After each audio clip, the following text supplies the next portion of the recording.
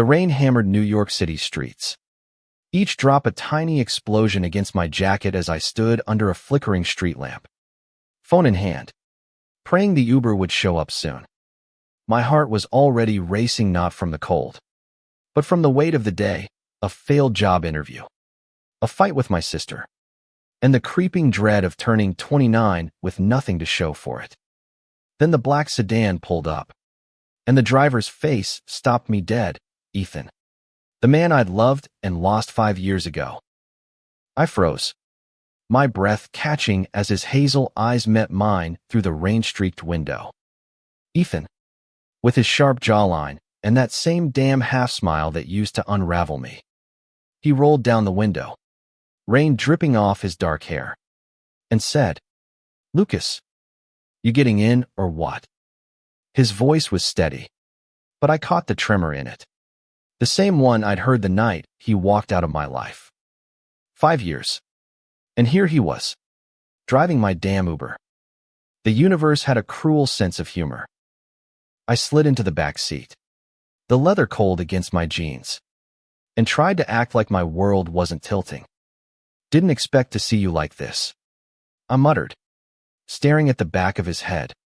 His hands gripped the wheel too tightly, knuckles pale. "Yeah, well," he said, eyes flicking to the rearview mirror. "Life's funny that way." The air between us crackled, heavy with everything we'd never said.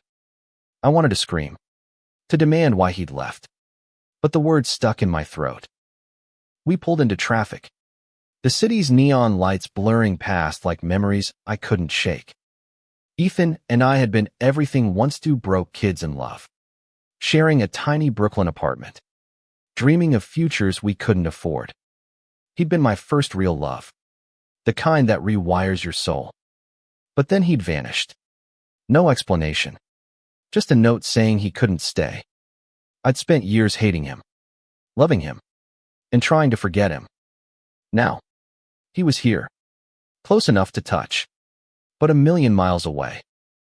"Where you headed, Lucas?" he asked, his voice softer now, like he was testing the waters. "Home," I said, too sharp, then added, "Astoria. You know the way." He nodded, but I caught his eyes in the mirror again, searching, like he was trying to read the years on my face. The rain kept falling, the wipers thumping like a heartbeat. I wanted to ask him everything: why he left, where he'd been, if he ever thought of me. Instead, I sat there, silent, my heart pounding louder than the storm. The car slowed at a red light, and Ethan turned slightly, his profile sharp against the glow of the dashboard. "You look different," he said, almost to himself. "Different?" Yeah, I was. Harder. Maybe. Colder. The Lucas he'd known was softer. Hopeful. The kind of guy who believed love could fix anything. That guy was gone. Or so I thought until I saw him again. "You don't," I said, my voice betraying me with its crack. He didn't. Same messy hair. Same quiet intensity that made me feel like I was the only person in the world. We drove in silence for a while, the city a blur of wet glass and honking horns. I noticed his hands still calloused, still wearing that thin silver ring I'd given him on his 24th birthday. He hadn't taken it off. My chest tightened, and I hated how much it still mattered.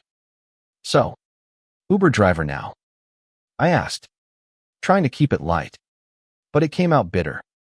He laughed, a low, hollow sound. "Among other things, it pays the bills." There was a story there, but he wasn't offering it up, and I wasn't sure I could handle hearing it. The GPS chimed, pulling us out of the moment. "Turn left in 200 feet. It droned, and Ethan obeyed, his movements precise, practiced. I wondered what else he'd been doing, who he'd become. The Ethan I knew wanted to be a musician, spent nights strumming his guitar in our cramped living room, singing songs that felt like they were written just for me.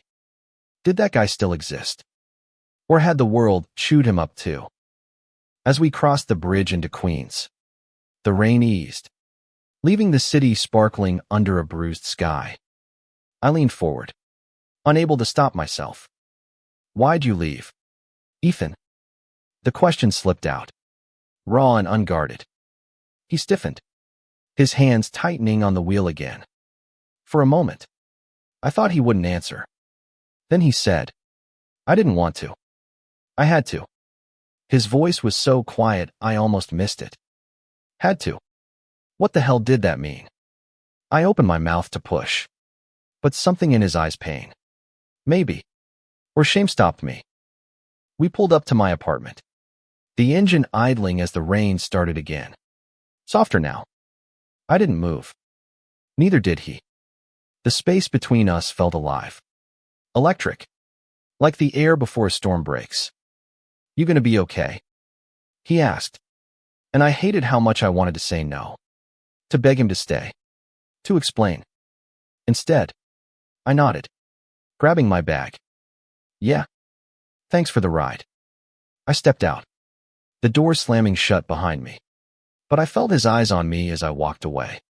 The weight of 5 years pulling at my heels. I stood under the awning of my building, rain dripping from my hair, watching Ethan's car disappear into the night. My phone buzzed, probably my sister, ready to lecture me again, but I ignored it.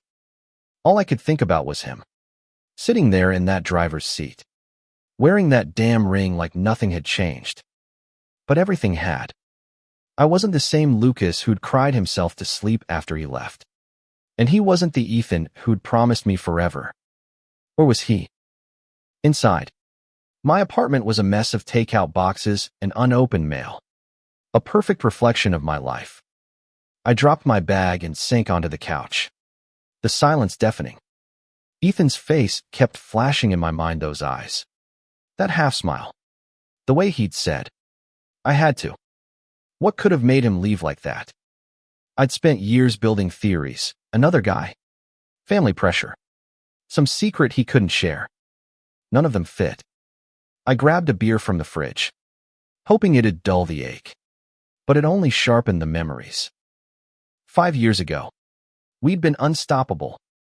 Ethan was the dreamer, always talking about his music, his big break.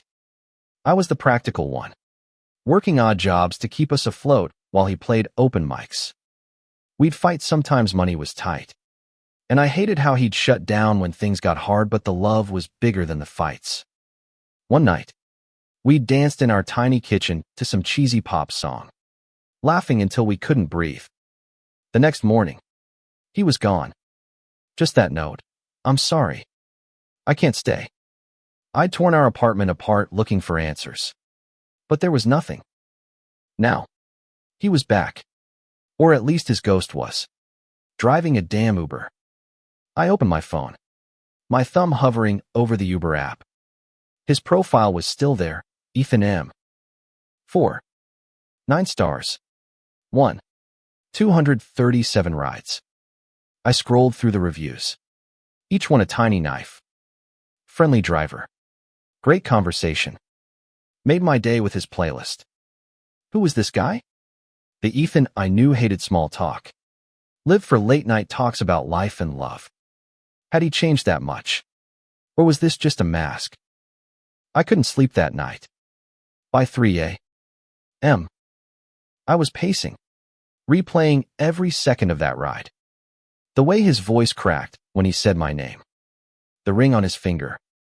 The way he'd looked at me, like he was drowning in the same memories I was. I wanted to hate him, to write him off as a coward who'd run from us. But my heart wouldn't let me. I needed answers, and I needed them from him. The next morning, I did something reckless. I opened the Uber app and requested a ride, knowing there was a slim chance he'd be the driver. The app spun, searching, and my pulse raced. When the car pulled up a familiar black sedan, I nearly dropped my phone. Ethan stepped out, leaning against the door, his expression unreadable. You again, he said, almost amused. But his eyes were wary, Yeah, I said, forcing a grin. Guess I'm your regular now. I climbed in, this time in the front seat. Close enough to smell his cologne, same as always. Cedar and spice. Where to? He asked. But I didn't have a destination. Just drive, I said. He raised an eyebrow but didn't argue. Pulling into the morning traffic. The city was waking up. Coffee shops buzzing. Joggers dodging puddles. I stole glances at him. His profile sharp against the morning light. He looked tired. Older. But still so much like the man I'd loved. Why'd you really leave? I asked. The words spilling out before I could stop them. He flinched. His hands tightening on the wheel. Lucas. Don't. His voice was low. Pleading. Don't what? I pressed. Anger rising. Don't ask why you broke my heart. Why you left me with nothing but a fucking note. He pulled over abruptly. The car jerking to a stop on a quiet side street. For a moment, we just sat there. The engine humming. The air thick with tension. I didn't want to hurt you, he said finally, his voice barely above a whisper. Then why did you? I shot back, my throat tight. He turned to me, his eyes raw, unguarded. Because I was scared. Okay. Scared I'd drag you down with me. Drag me down. What did that even mean? Before I could ask, he looked away, his jaw tight. You don't know what it was like. Lucas, you don't know what I was running from. Then tell me, I said, softer now, desperation creeping in. He shook his head, his hands still gripping the wheel like it was the only thing keeping him grounded. I can't. Not yet. The silence stretched, heavy and unbearable. I wanted to push, to demand the truth. But something in his voice, fragile, broken, stopped me. Instead, I said, I'm not letting you disappear again. He looked at me then. Really looked. And for a second, I saw the old Ethan. The one who'd loved me back. We didn't speak for the rest of the ride. Ethan drove aimlessly. The city unfolding around us, bodegas. Graffiti-covered walls. Kids racing scooters down the sidewalk. I watched him, searching for cracks in the wall he'd built. He was holding something back. Something big. And it was eating him alive. I could see it in the way his shoulders tensed. The way his eyes darted away whenever I got too close to the truth. But I wasn't giving up. Not this time. He dropped me off at a random coffee shop in Williamsburg. The kind of place we used to haunt. Sneaking free refills and sharing a single muffin. You gonna be okay?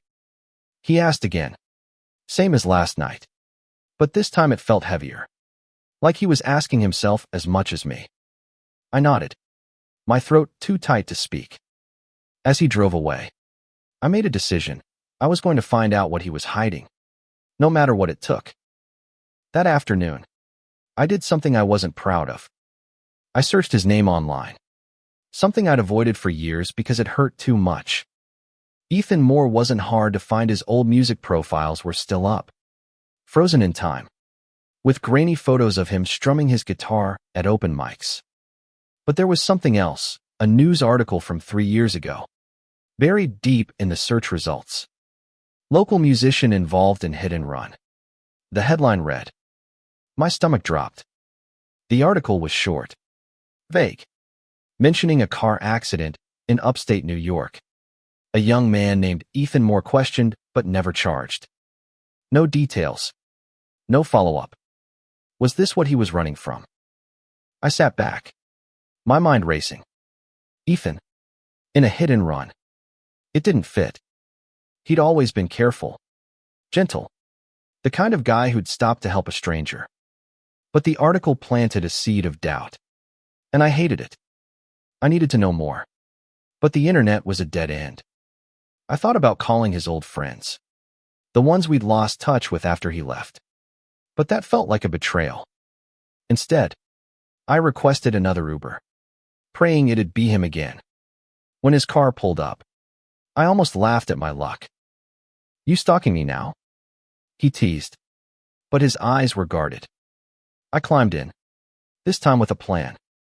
"Maybe," I said, keeping my tone light. "Got a problem with that?" He shook his head, a faint smile tugging at his lips. We drove through Brooklyn, the streets alive with summer energy. I waited, picking my moment, then said, "I saw something online. About an accident. You want to tell me about it?" His face went pale, his hands jerking the wheel slightly. "You've been digging," he said. Not a question. "What do you think you know?" "I don't know anything," I admitted. "That's why I'm asking." He didn't answer right away, his jaw working like he was chewing on the words. Finally, he said, "It wasn't what you think. I didn't hurt anyone." His voice was steady, but there was pain there, raw and jagged. "Then what happened?" I pressed. "Softer now." He pulled into a parking lot, the car idling under a flickering streetlight. "It was my brother," he said, his voice breaking. "He was driving. I took the fall." His brother. Caleb. I remembered him vaguely, a troubled kid, always in and out of trouble. Ethan had always protected him, even when it cost him. "Why didn't you tell me?" I asked, my voice barely above a whisper. He laughed. "Bitter. Because you would have tried to fix it, Lucas. And I couldn't let you get dragged into that mess." I stared at him, the pieces falling into place. He'd left to protect me. From what? Exactly. I still didn't know. But the realization hit me like a punch. "Ethan, I could have handled it," I said, anger and hurt mixing in my chest. "You didn't have to run." He shook his head, his eyes wet. "You don't get it. It wasn't just the accident. It was everything, me family. My head. My mistakes. I was drowning, and I didn't want to take you with me." I reached for his hand. Instinctive. And he didn't pull away. His skin was warm, familiar. And for a moment, we were just us again. Two kids in love against the world. The moment broke when his phone buzzed. An Uber notification. He pulled his hand back, clearing his throat. "I gotta go," he said, but his eyes lingered on me. "This isn't over," I said, more to myself than to him. He nodded, almost imperceptibly, and drove off. I stood there, the weight of his words settling in. He hadn't left because he stopped loving me. He'd left because he loved me too much. The next few days were a blur. I kept requesting rides, hoping to see Ethan again. But the app was merciless, sending me strangers instead. I couldn't stop thinking about what he'd said about his brother. The accident. The weight he'd carried alone. It made me angry. Not at him, but at the world for breaking him like that. And at myself for not seeing it sooner. I'd been so wrapped up in my own pain that I hadn't considered his. On the fourth day, I got lucky. His car pulled up outside my apartment, and my heart leapt. "You're persistent," he said as I slid into the front seat, his tone lighter than before.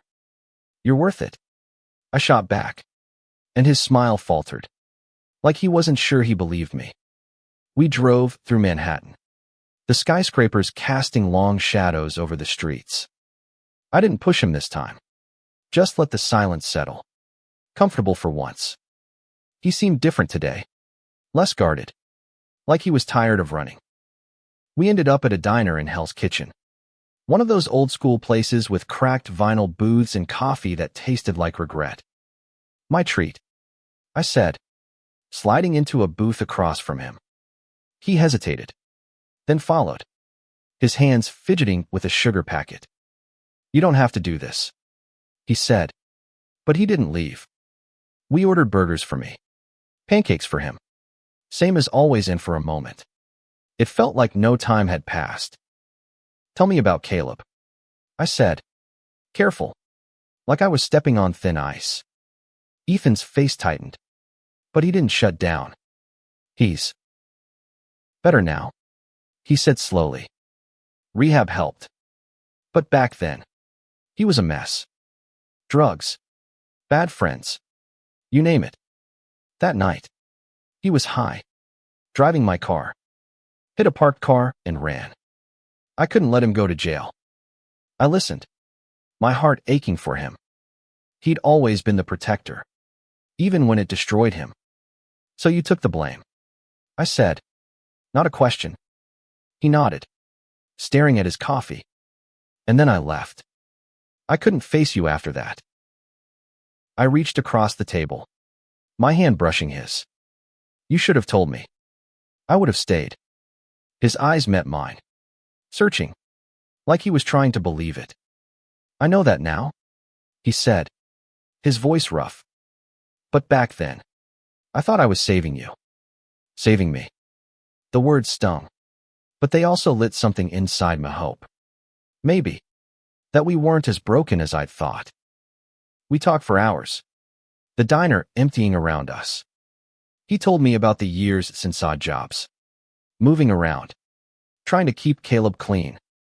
I told him about my own struggles losing my job. My sister's cancer scare.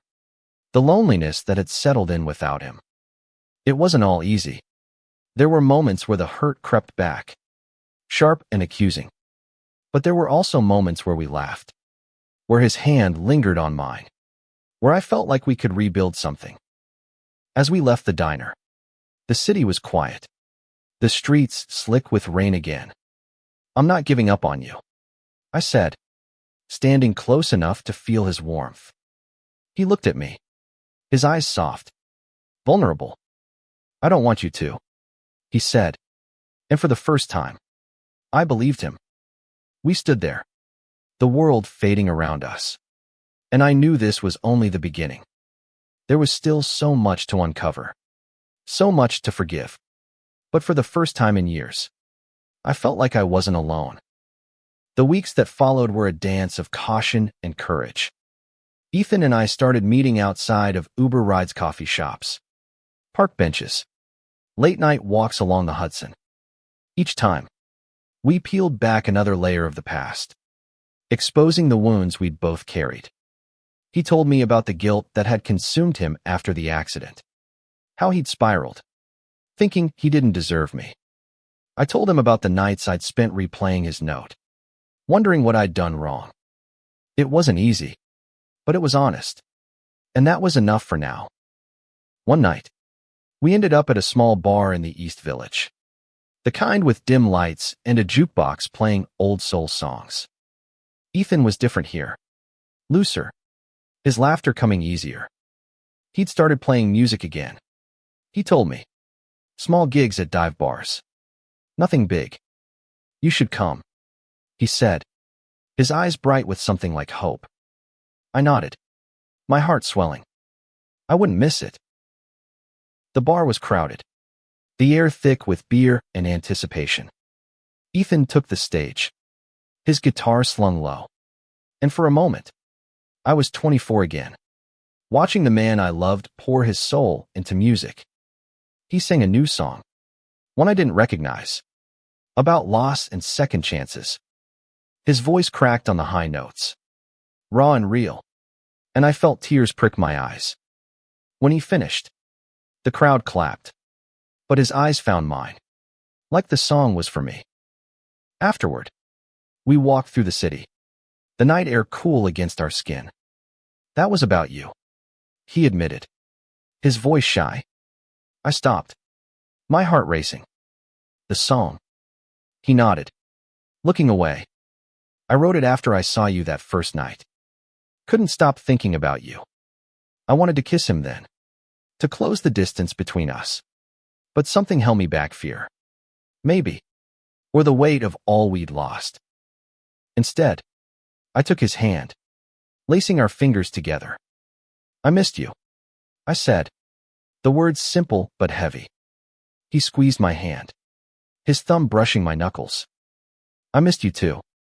We walked in silence, the city humming around us. And I felt something shift, like a door opening just a crack. We weren't fixed. Not yet. But we were trying. And that was more than I dared hope for. The next day, Ethan called me, his voice tight. "Caleb's in trouble again," he said. "I need to go upstate. Can you come?" I didn't hesitate. We drove north in his beat-up sedan, the city giving way to rolling hills and quiet towns. He told me about Caleb's relapse, how he'd been clean for a year but slipped again. "I can't lose him," Ethan said, his voice breaking. I reached for his hand, steadying him. "You won't. We'll figure it out." When we got to the rehab center, Caleb was a shadow of the kid I remembered, gaunt, eyes hollow, but still with Ethan's sharp features. He hugged Ethan, then looked at me, surprised. "You're still around?" he asked, half joking.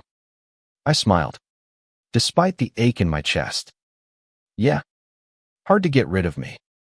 We spent the day with him, talking, listening, trying to rebuild something. Ethan was patient, strong, but I saw the toll it took. The way his shoulders sagged when he thought no one was watching. As we drove back to the city, the stars bright above us, I realized something. Ethan wasn't just the man I couldn't forget. He was the man I wanted to fight for, no matter how messy it got.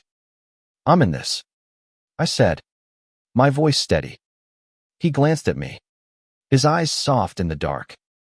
"Good," he said, "because I don't think I can do this without you." The drive back to New York was quiet, the kind of quiet that holds more than it hides. Ethan's hands were steady on the wheel, but I could feel the weight of the day on him. Caleb's relapse, the rehab center's sterile halls, the unspoken fear that this might never end.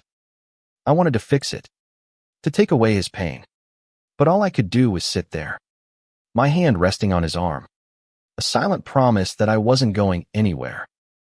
Back in the city, life started to feel like ours again, tentative but real. We fell into a rhythm: late-night talks, shared meals, moments where the past didn't feel so heavy. Ethan invited me to his next gig, a small venue in Bushwick, and I brought my sister, Mia, who'd been skeptical but curious. "He better not break your heart again," she warned. But when she saw Ethan on stage, his voice raw and honest, she softened.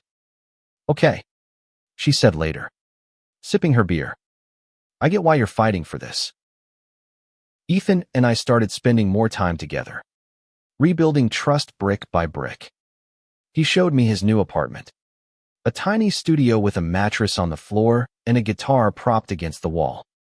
"Not much," he said, sheepish, but I loved the way it smelled like him, the way his music filled the space. We kissed there for the first time since he'd left, slow and careful, like we were afraid of breaking something fragile. It wasn't perfect, but it was us, and that was enough. But the past wasn't done with us. One night, Ethan got a call from Caleb's counselor. He'd run off, disappeared into the city. Ethan's face went pale, his hands shaking as he grabbed his keys. "I'm coming with you," I said, and he didn't argue. We scoured the streets, checking Caleb's old haunts, dingy bars, abandoned lots, anywhere he might have gone. The city felt colder, crueler, as the hours dragged on. I saw the fear in Ethan's eyes, the kind that comes from loving someone who keeps slipping away. We found Caleb just before dawn, curled up in an alley, high and shivering. Ethan knelt beside him, his voice gentle but firm, coaxing him into the car.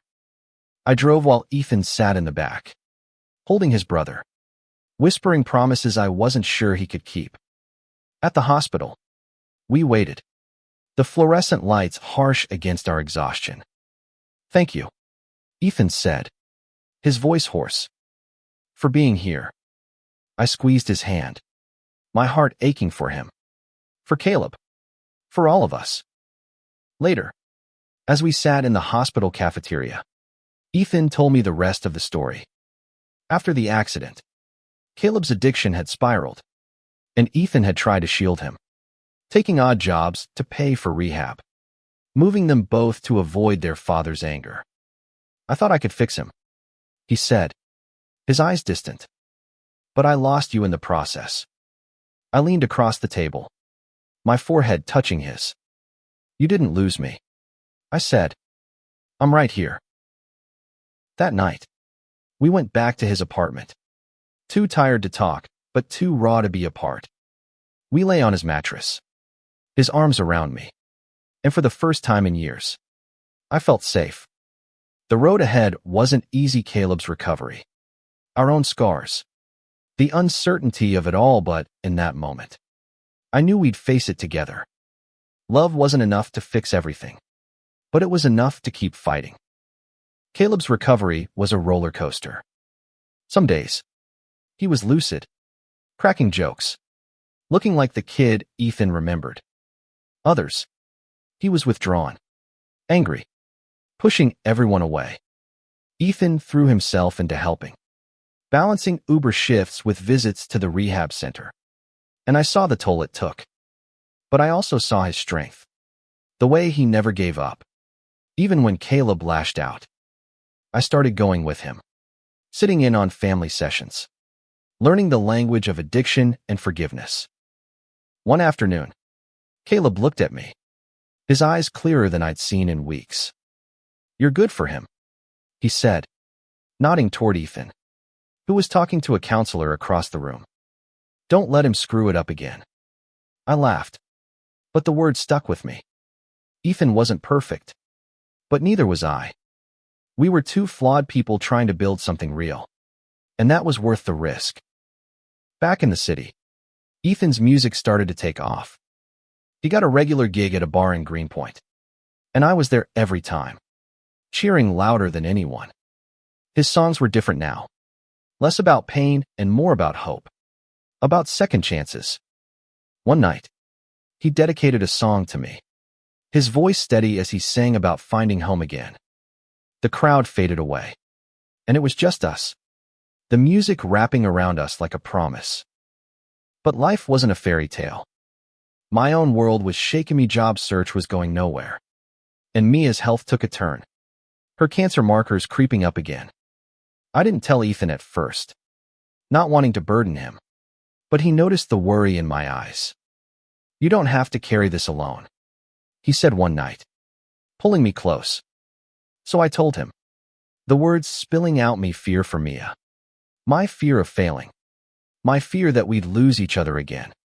He listened, his hand steady on mine, and for the first time, I felt like we were equals, carrying each other's weight. We started making plans, small ones at first, a weekend trip upstate, a new song we'd write together. It wasn't about erasing the past, but building something new on top of it.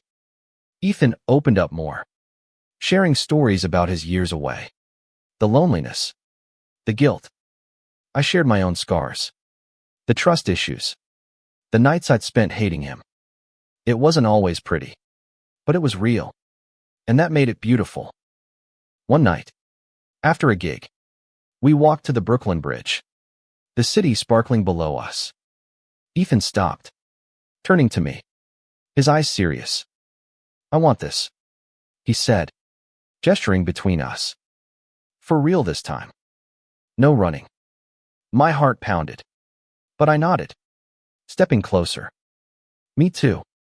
We kissed, the wind tugging at our clothes, the city alive around us. It wasn't a promise of forever, but it was a promise to try, and that was enough. Months passed, and our lives intertwined in ways I hadn't dared hope. Ethan quit driving for Uber, focusing on his music, landing a small record deal that had him buzzing with excitement. I found a job at a nonprofit, helping kids in foster care, and it felt like a purpose I'd been searching for. Mia's health stabilized, and she became Ethan's biggest fan, showing up to his gigs with a sign that read, "Sing louder, Ethan." We were building a life, messy and imperfect, but ours. Caleb was doing better, 2. He moved into a halfway house, started working at a garage, and called Ethan every week. His voice steadier each time. There were setbacks days when he slipped, when Ethan doubted himself, but we faced them together. I learned that love wasn't about fixing someone, but standing by them while they fixed themselves. Ethan learned it too, leaning on me when the weight got too heavy. One spring evening, Ethan took me back to that diner in Hell's Kitchen, the place where we'd started rebuilding. He was nervous, fidgeting with his coffee mug, and I knew something was up. "I wrote something for you," he said, pulling out his guitar. Right there, in the middle of the diner, he played a song soft, aching, about two people finding their way back. When he finished, the handful of customers clapped, but I could barely see through my tears. "I don't deserve you," he said, his voice low, "but I'm gonna spend every day trying to." I laughed, wiping my eyes. "You're stuck with me." "Ethan more." He reached across the table, slipping a new ring onto my finger, a simple band, etched with a tiny star. "For the road ahead," he said, and I knew he meant it. That night, we walked through the city, hand in hand, the rain starting again, soft and forgiving. I thought about that first Uber ride, how it had felt like a cruel twist of fate.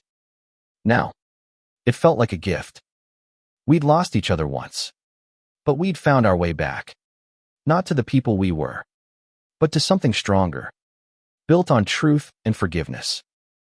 As we stood under a street lamp, the city glowing around us, I realized the real meaning of our story.